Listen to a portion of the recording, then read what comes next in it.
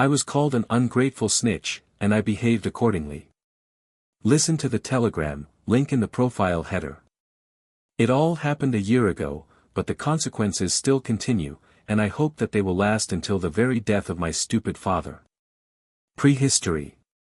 When I was a child, neither I nor my sister had any warm feelings for my father at all.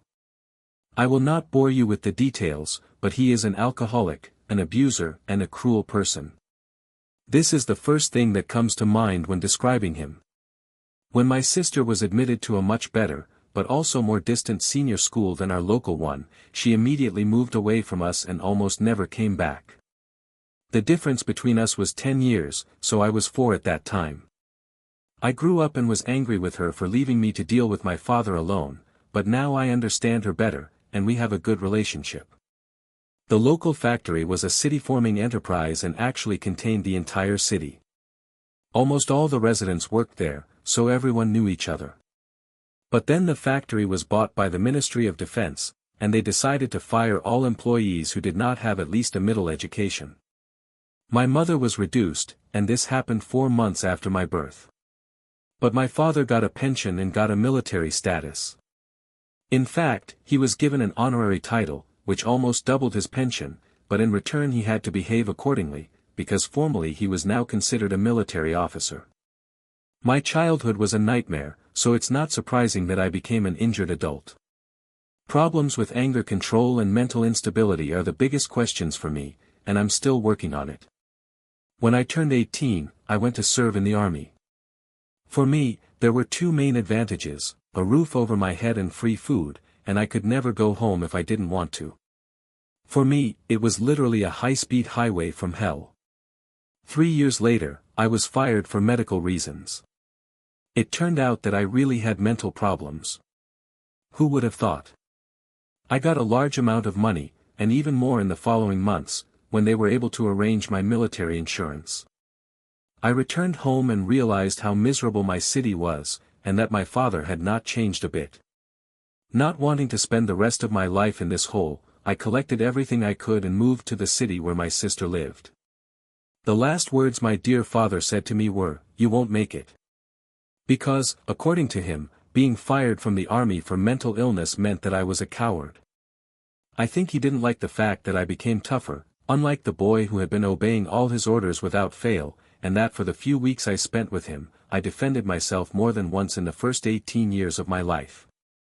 I got into a new environment, got a job, and, in case of specialization, I was pretty pumped up thanks to the army, and decided to build a career in IT, while at the same time taking care of my mental health. How did it all start? At that time, my father was diagnosed with cancer. I was told that it was not dangerous, but that surgery was required. By that time, my sister had already reconciled with my father partly because of my mother, and from time to time she brought my niece to them. She was doing pretty well with her career, so she decided to pay for my father's entire treatment. Surgery, medication, hospitalization, recovery, everything was at her expense. She paid for it at the same time as moving to a new house and buying her first car. In my country, this is quite expensive. My father had a huge bank account because of his pension, but he did not pay a single penny. About a year later, he went to the doctor, and, in general, everything was fine. At that time, I hardly combined work and study, lived from salary to salary, and was forced to rely on a social program to get treatment for my mental illness. I visited him after every surgery, but without any tearful scenes. If he did not bother me, I was satisfied. After almost a year of living in my sister's house, my father and my mother returned home when the doctor said yes. At that time, I was looking for a new job because the current one was terrible and really worsened my mental state, and I was lucky to find a place where most of my skills were useful and I had enough time to finish my studies. One day, my mother called me in tears and asked me to come home for the weekend. She said that my father had another woman. To be honest, I was ready to expect anything from him, but then I decided that she was just paranoid. She is paranoid to this day for any reason. And I was infuriated by the thought of dragging 4 hours home for some nonsense. As a result, I calmed her down and crumpled this topic. A few months later, I was called again, but this time my sister. She came to her parents that week with my niece, to tell them that she was on her 3rd month of pregnancy. What was supposed to be a happy meeting turned into a complete mess. It turned out that when my father left his phone unattended for a few minutes, his mistress sent him a very frank photo and my mother saw the notification. Of course, hell began. My sister said that this was the first time in many years when she saw how my mother shouted at my father with a curse. And when he tried to hit her, my sister got up between them, and then her husband got up between them. Because, well, you know, she was on her 3rd month of pregnancy. It all ended with a tearful trip back to our city after hours of mutual insults. The only good thing in this whole story was that my mother somehow managed to take his phone with her. We tried to convince my mother to divorce, but she was the same humble housewife for whom divorce was worse than boiling puppies alive. And I think then she still hoped that my father would come to his senses. By that time, they had been together for almost 35 years. So she didn't want to divorce, and we withdrew, but finally expelled my father from our lives. And now, half a year after that incident, relatives from my father's side I have a tough rule. Only my mother, sister, her husband, 3 of my best friends and my girlfriend can call me suddenly. They became so nice and persuaded me to visit them. Obviously, it was a trick. After that story, all my father's relatives blamed my mother and said that she should have kept his betrayal a secret and not arrange a scandal for the sake of the family. And they also got rid of me and my sister because we turned out to be ungrateful snitches if we did not accept their last argument. He is still your father. Out of a gloomy curiosity, I went there alone to understand what was going on. It turned out that they wanted to sell his house. The house was on my grandmother's land. When he had the first surgery, we did not know how it would end, so he rewrote the house for me, because, as it turned out, the registration of the inheritance of the deceased in my country is his. For convenience, we convinced my grandmother to rewrite the land for me, because it was very old then, 80 years. It was when we were still in normal relations. I knew for sure that if everything happened a year later, they would rather pierce their eyes than go for such a thing. I felt a trick. I just could not understand what it was, but I knew that it was. So I politely said that I would think and immediately left back, depicting an urgent situation.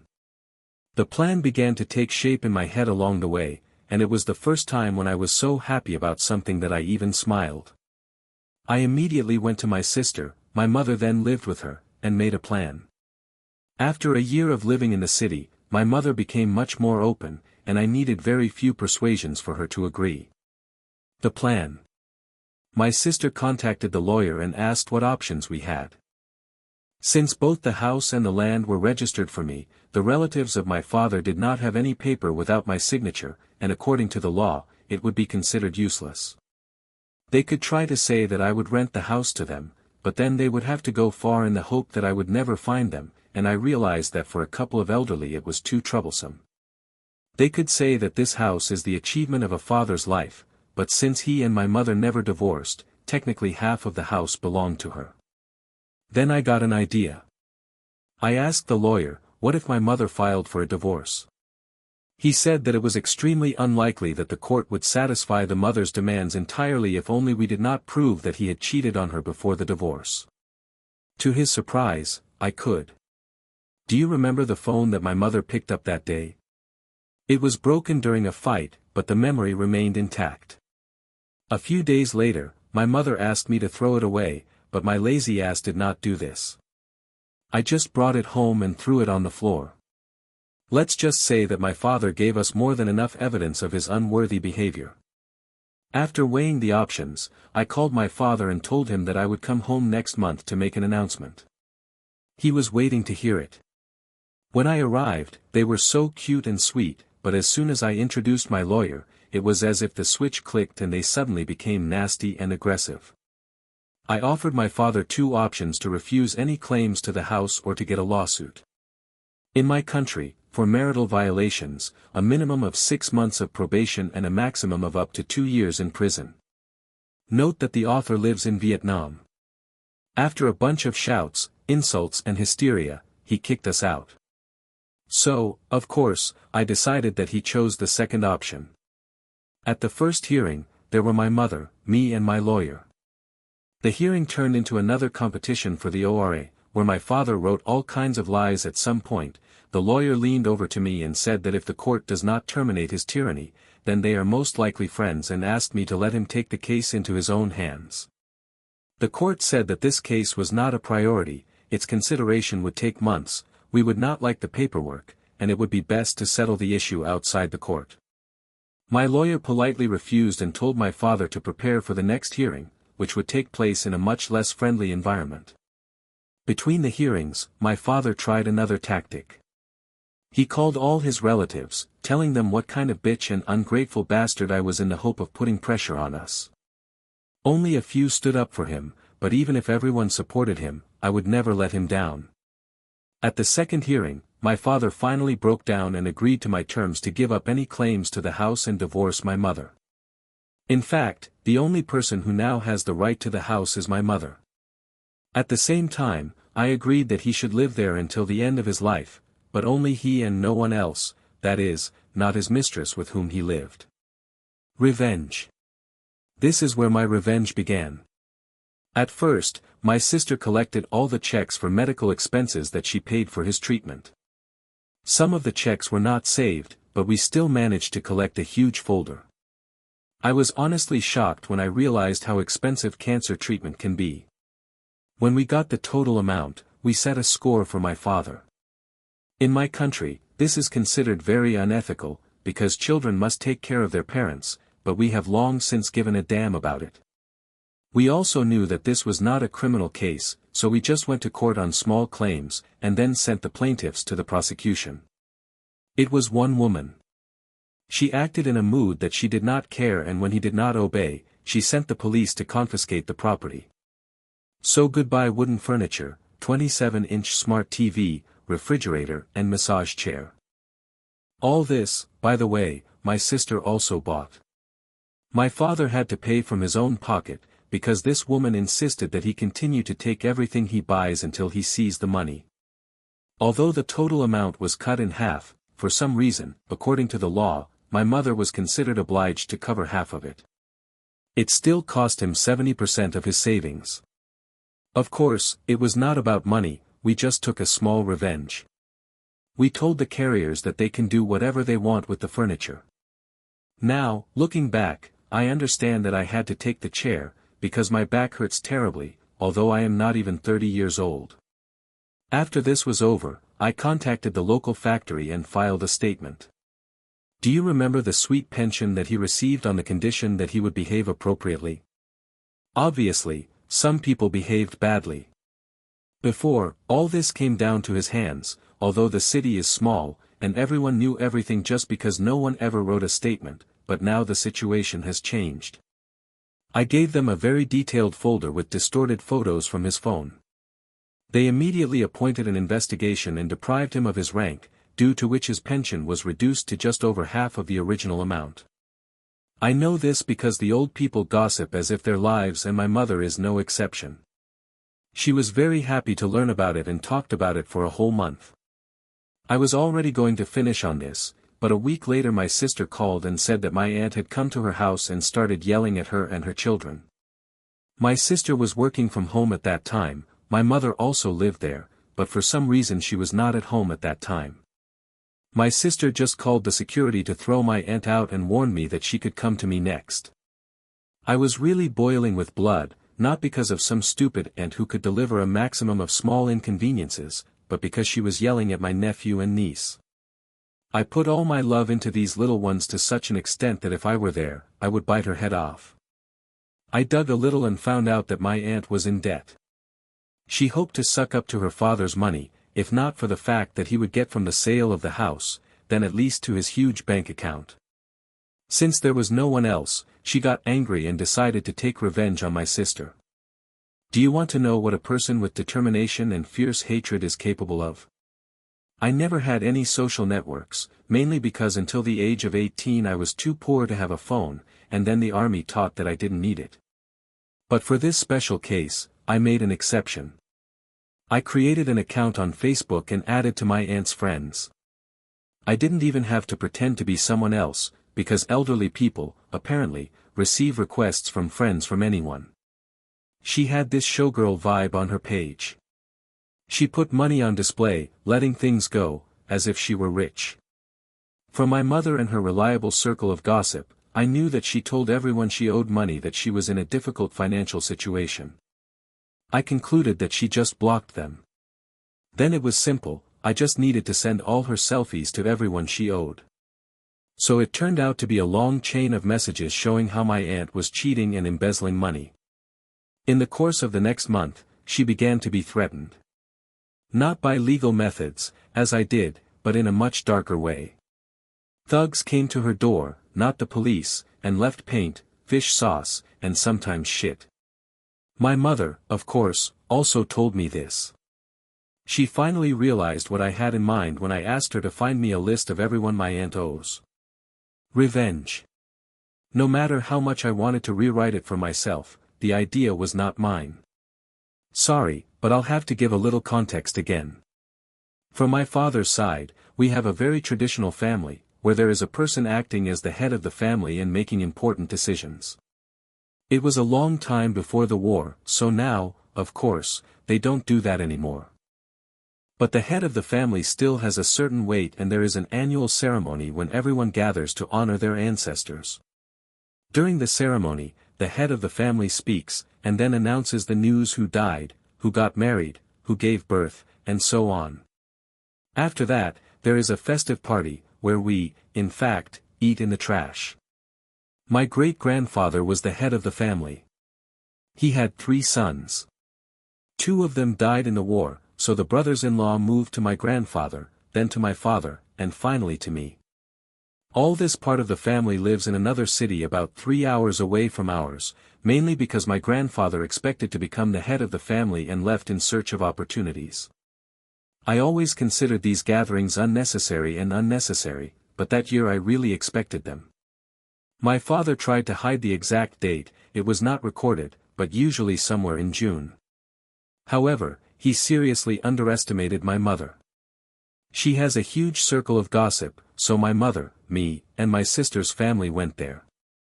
We guessed so to come 2 days earlier than my father. Again, thanks to her gossip channel. This part of the family has never heard the full story, only the version of my father, where he and my mother parted in a good way. We must pay him back, he did not water my mother with dirt. Weighing all the pros and cons, we decided to give my mother the floor, and she is great at explaining the details of her personal tragedies. In just one day, everyone learned what an asshole my father really was. The expression on his face when he came with his aunt and grandmother and saw that my family was already there was priceless. Until the end of the day, everyone looked at him, no one started talking to him, and he just sat like a beaten dog. And so my uncle, let's call him Oliver, offered one idea. According to the hierarchy, he is equal to my father, and if there is no male heir in my branch, his branch will become the main one. He said that I should take the role of the head of the family. Everything happened very suddenly, I did not have a speech, it should have been spoken by my father, but Oliver said that I can say whatever I want, because no one pays much attention. All the other elders did not mind. The speech was not even the best moment. At the festive feast, people are seated at the tables in accordance with the family tree. The heads of the branches sit together, their children together, the elders together, and so on. Since I was brought to the head of my branch, I had to sit at the adult table. But my father could not even sit at the table that, logically, was supposed to be his, because suddenly all the seats were occupied. As a result, he sat at the usual table with my aunt and a bunch of angry widows, who did not restrain themselves in their vicious comments, as I was later told. I do not think that he will ever appear at such an event in the near future. Consequences: now my father is just a pathetic old man. Love did not abandon him, because, surprisingly, she was with him because of money. He lives in our old house almost without anything. His pension payments, although cut in half, are still enough to somehow exist. The last thing I heard about him was that his cancer had returned, and, of course, this time my sister would not pay for the treatment. He tried to get in touch with my mother, wanted to make up. We had to block his number and profile in her accounts, because she really began to consider such an opportunity. She has her weak points. My aunt had to sell the house to pay off her debts, otherwise she would continue to be pressed. Now she lives in a small house that she bought with the rest of the money. I felt sorry for her husband. He is actually a calm and quite pleasant person, but not the most decisive, so he does not particularly contradict her. I hope he is fine. But I have no empathy for her only son. Let's say, apple from an apple tree. How do I know all this? From a circle of rumors of my mother. I did not drag my grandmother into all this, because she is very old.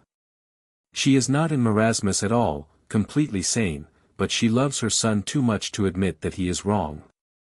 In addition, in childhood she was very kind and sweet to me. Many of my good memories are associated with her. I am sad that now she treats my mother differently. I also stopped talking to her and visit her only once a year on Lunar New Year. She lives in a small house that she and her grandfather built on the land that is now assigned to me. When she and my father die, I will fulfill her wish and build an altar for her and my grandfather. Will there be a place for my father is still an open question. For clarity. All this would not have happened if my father had acted conscientiously. He could gather us all, announcing that he was leaving my mother and I would not care. Instead, he decided to squeeze everything with screams and fists, and I responded accordingly. By the way, about the trial on small claims.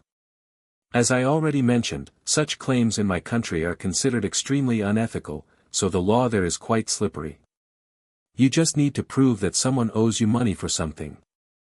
The amount does not have to be large. I described it as if everything was simple, but in fact we had to go through 3 different hearings.